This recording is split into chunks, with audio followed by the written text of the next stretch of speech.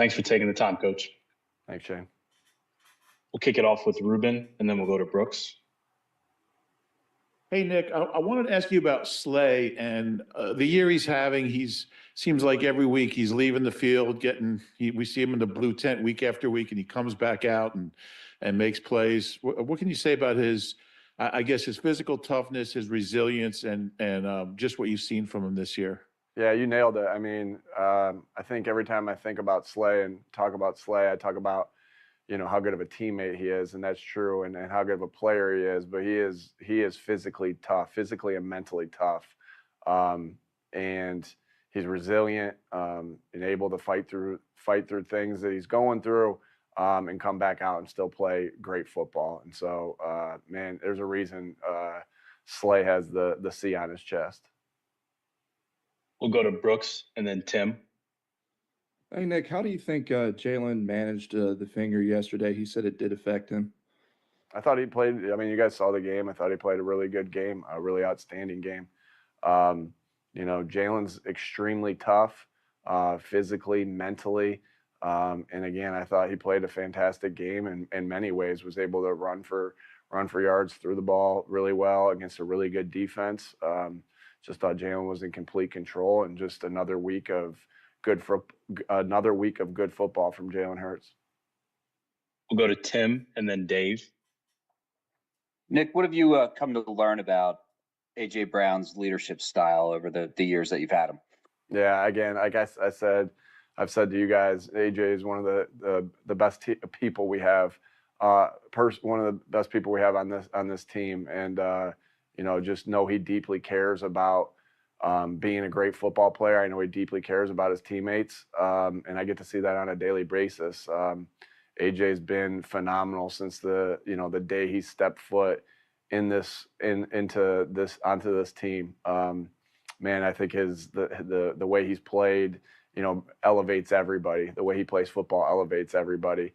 And so again, AJ, everyone leads a little differently. There's also a reason that AJ has the C on his chest. And so everyone leads a little bit differently. AJ's a good leader, good player, great person. Great to all those. Great player, great leader, great person. We'll go to Dave and then John. Hey, Nick, what did you make of Lane Johnson's game yesterday, and how special is it to be able to kind of let one guy deal with TJ Watt one-on-one for most of the game? Yeah. Lane gives you a lot of confidence going into the game because the rushers in the NFL don't come much better than Watt. He's one of the best players in the NFL. Lane's one of the best players in the NFL. So anytime our game gets to see two of the top players at their positions battle, I think it's always special. It's fun to watch. It's fun to watch as a coach. It's fun to watch, I'm sure, as fans, and so Lane, played a really outstanding game yesterday against again a phenomenal player, and so gives you a lot. It just gives you a lot of confidence to have 65 out there on week to week. We'll go to John and then Olivia. Hey, Nick, and correct me if I'm wrong, but it seemed like you went with empty sets a little bit more than you have recently. Is that about? Jalen was talking about getting into a rhythm. Is that about trying to find that rhythm, or is that just more of a game plan thing? Every game plan and everything kind of goes into that. I mean, every game plan is a little bit different in how you want to attack and how teams come out in empty and the things that they do in empty. We're able to do multiple things out of empty, whether it's push the ball down the field, get the ball out quick, run the ball. We have a lot of different options that we can do. So it's been a good set for us, a little bit more than we had done in the past yesterday, but that was just the way the game unfolded and things we were doing. And Jalen did a really good job of operating from that empty set. We did it the very first play, and he makes a great play just to start off with that, plus 20 completion to Grant, and the guys did a good job of.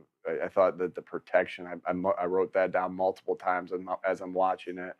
The protection that we had in empty against a really good rush. We'll go to Olivia and then Zach. Hey, Nick, I was curious if you had an update on Landon Dickerson and Tyler Steen came in for him and took over at left guard. What were your impressions of the way he played from the holding penalties until, how he settled in afterwards? Yeah, still going through our process that we go through every Monday, Tuesday. We'll have more information for you guys on Wednesday of where we are with that. Obviously, he didn't go back in the game, so we're just still going through things.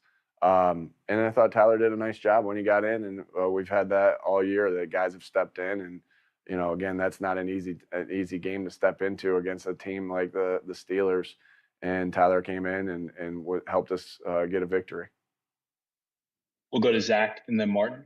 Hey, good afternoon, Nick. If you had to identify what makes this defense work, what makes this a good defense, what would you say it is? Man, there's a lot. I don't know if there's one thing I can say.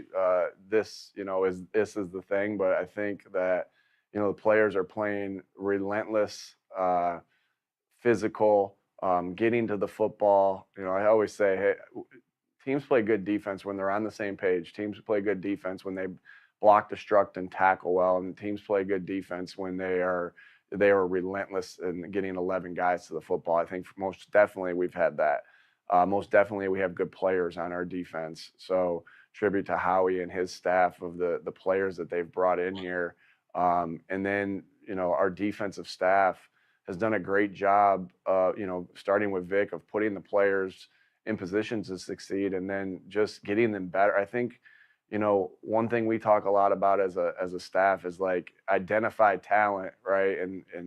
And then once you get the talent in here, it's our job as coaches to develop that talent. And, and I think, again, very talented players that we have. And then the guys have done just such a good job of developing it, right? Zach Bond hasn't played a lot of inside linebacker. And so make no mistake, Zach Bond gets all the credit for that because he's playing his butt off. But Bobby King's done a great job of helping him develop into that in that area. And N'Kobe's done a good job of helping him develop in that area. And so, that's what we always think about is how can we identify the right people and the right players and with the right talent for this team. And then our job as coaches is to develop them. And that was always a thing at Mount Union that we talk about a lot: recruit, retain, develop, recruit, retain, develop, recruit, retain, develop. Like these things that I heard on a daily basis, I have it etched in my head. And so, the big thing is the develop part is that's where you got to do your job as a coach. And again, I think that all those things have played into that, Zach. We'll go to Martin and then Bo. Hey, Nick. I think you mentioned yesterday about Jalen's passer ratings being over 100, and it's been like that in 8 of the 10 games during your streak. And his rating yesterday was like his 4th best during that stretch. What does that say about the way he's played Sunday and has been playing? And would you go so far as to say this is like his best stretch of his career? Yeah, that's again, I don't think I'm in a state to say, yeah, this is his best stretch or that was his best stretch. Meaning I haven't thought about, the other times he's done that in a little bit. So, but I think it just says how efficient he's been playing quarterback. There's a reason a couple weeks ago I said, Jalen should be up for the MVP discussions. You win 10 games in a row and you touch the ball every down. I get that we haven't thrown for a lot of yards, but he's been so efficient to be able to do the things we're doing. And again, it's not just efficiency, like the quarterback rating we talk about, right?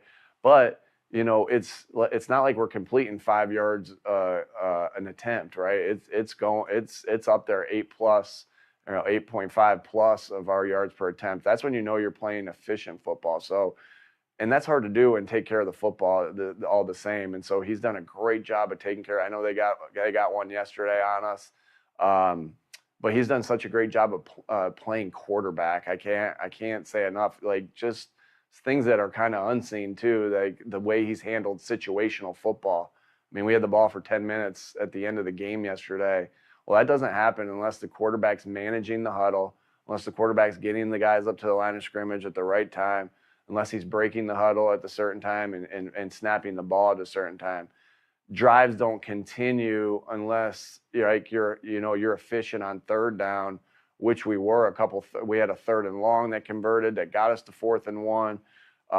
And we had a penalty in 4 minutes, and we were behind the sticks, and he was able to get us out of that with a great completion to AJ. And I think he's been doing that all year in our 4-minute offenses of being able to, when we need to do something where he's got to make a play, he's done that.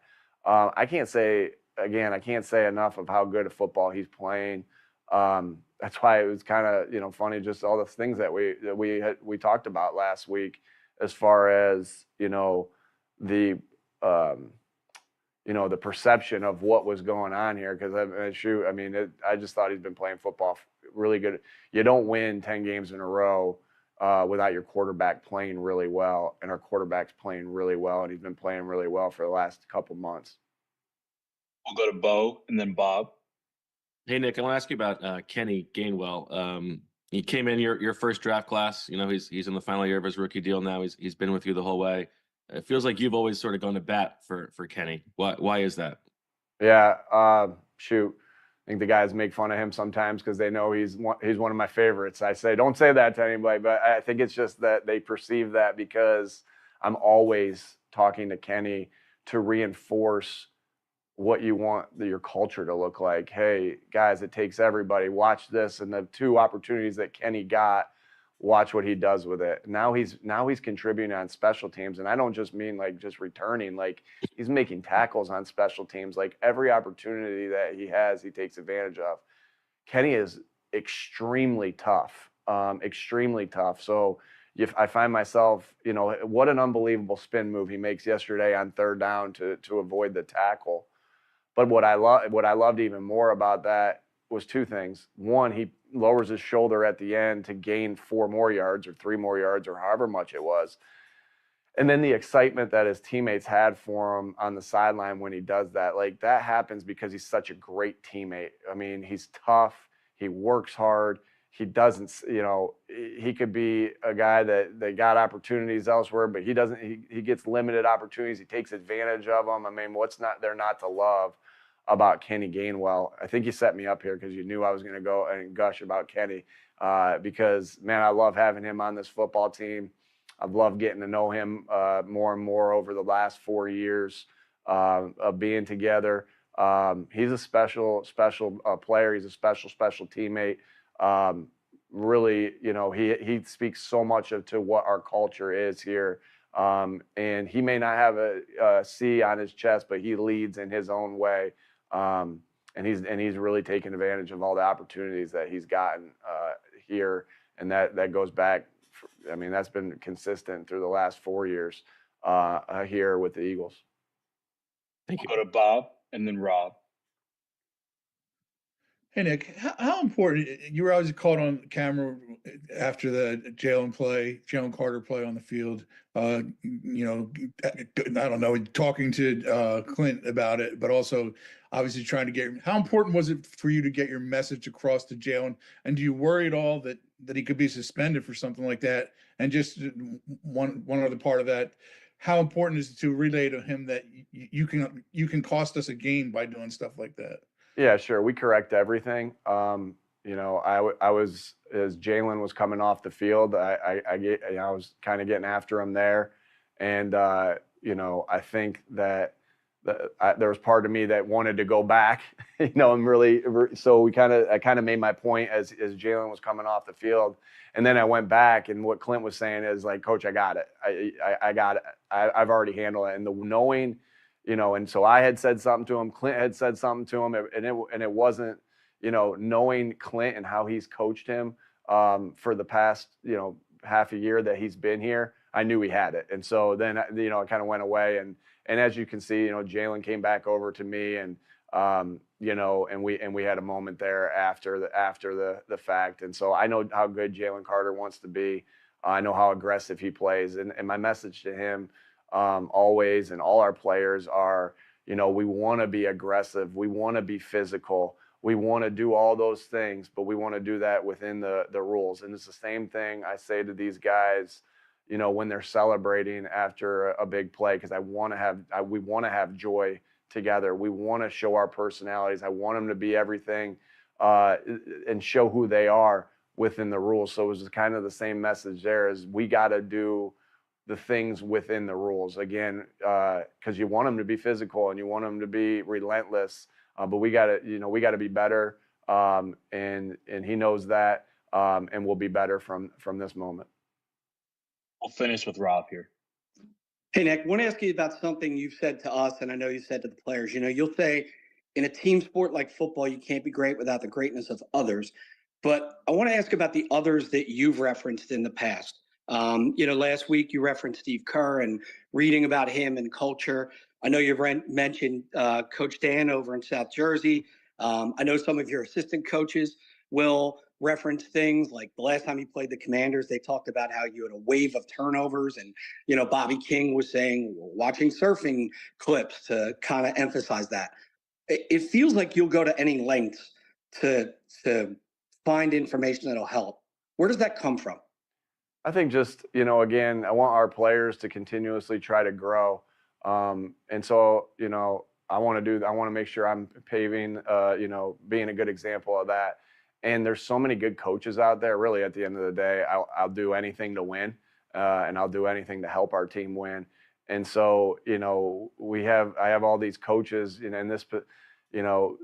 all these coaches that I'm able to reach out to. Jay Wright, Coach Karras, like I have all these guys I'm able to reach out to and get information from these great coaches around the country. I talked to you guys last year about how I talked to Rick Pitino, and so it'd be crazy not to use those guys that are willing to help you. And so, because again, you're just trying to get better and attempts to, continue to rise as the season progresses. And so we'll do that with anything. Again, I've never talked to Steve Kerr, but I've watched it. That's something that I like to do, is watch the documentaries on things. I just watched the one documentary the other night on the 30 for 30 with the New York Jets. So anything you can get your hands on and to get better from, you do. And again, you want to be an example, and